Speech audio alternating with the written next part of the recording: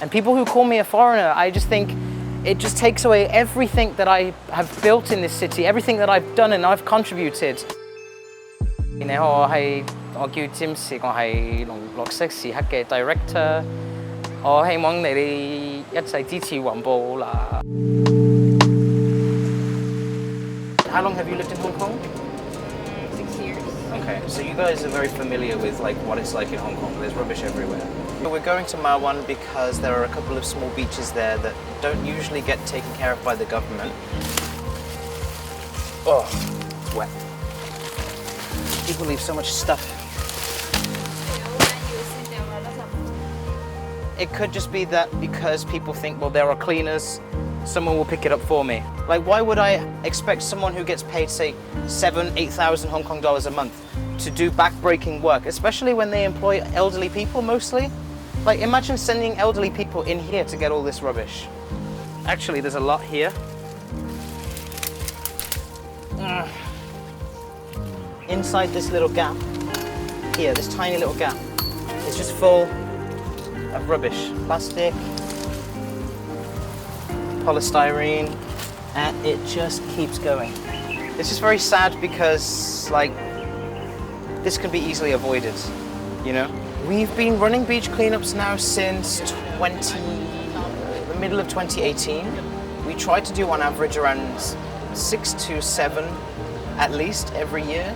Amir has gloves and litter pickers. Response has been really good. A lot of people have been turning out for our events. On average, 16 to 20 volunteers turning up for these events.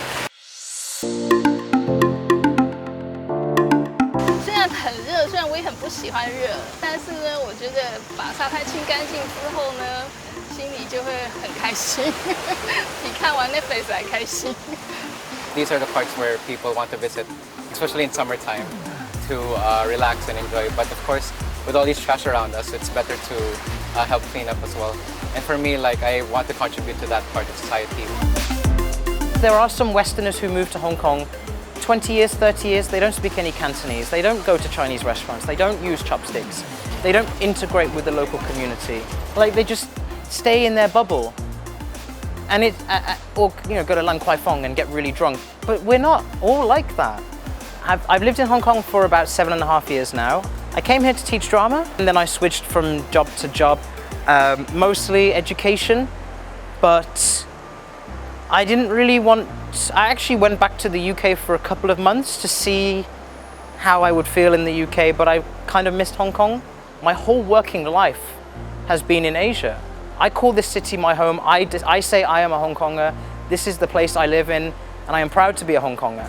And people who call me a foreigner, I just think it just takes away everything that I have built in this city, everything that I've done and I've contributed. Green Hour was founded in 2018. We registered as a charity in 2021. I didn't think I would be starting my own organization.